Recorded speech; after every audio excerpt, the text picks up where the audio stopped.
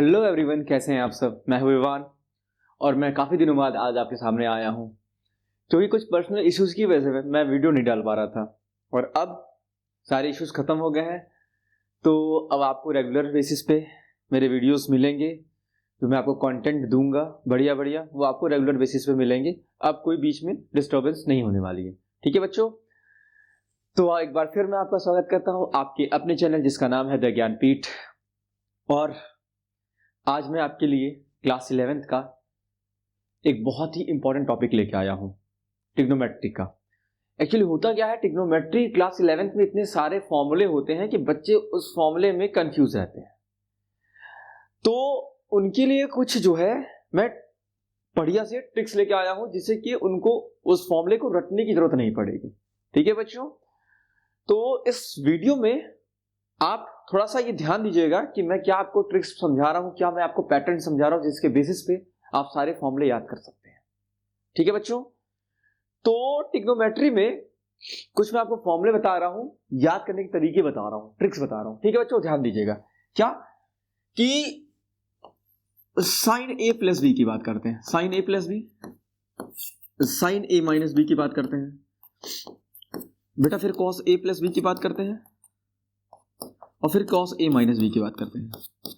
अब होता क्या है कि बेटा आपको इसके फॉर्मूले को लर्न करना है। तो लर्न करना है तो कैसे लर्न करें, रटेंगे।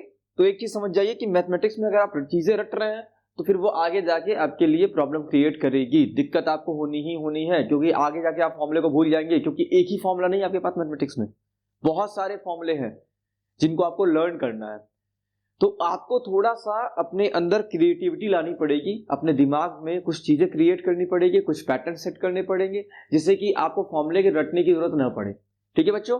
तो ध्यान दीजिएगा कि अगर मैं इन चार फॉर्मूले की बात करूं, sign A plus B, sign A minus B, cos A plus B, cos A minus B, तो क्या होगा बेसिकली। अब देखिए इन दोनों के लिए फॉर्मूला एकदम सेम रहेगा, साइन ए कॉस बी और फिर कॉस ए साइन बी, ठीक है। साइन ए इंटू कॉस बी और cos A into sine B, same इसमें भी रहेगा, साइन ए इंटू कॉस बी और cos A into sine B. अब सिर्फ देख लीजिएगा, अगर यहां प्लस लिखा तो यहां प्लस लिख दीजिएगा, यहां माइनस लिखा तो यहां माइनस लिख दीजिएगा, फॉर्मूला तैयार हो गया आपका, ठीक है। तो बहुत ज्यादा आपको जो है पैनिक होने की जरूरत नहीं है, परेशान होने की जरूरत बिल्कुल भी नहीं है, ठीक है।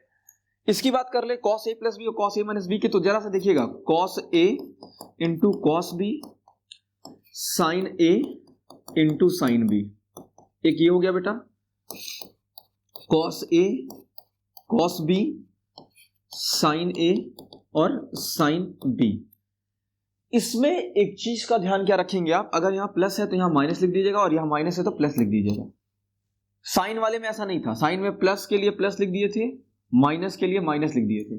लेकिन कॉस में क्या है बेटा, प्लस के लिए माइनस लिखेंगे और माइनस के लिए क्या लिखेंगे बेटा, प्लस लिखेंगे और आपका फॉर्मूला तैयार हो जाएगा।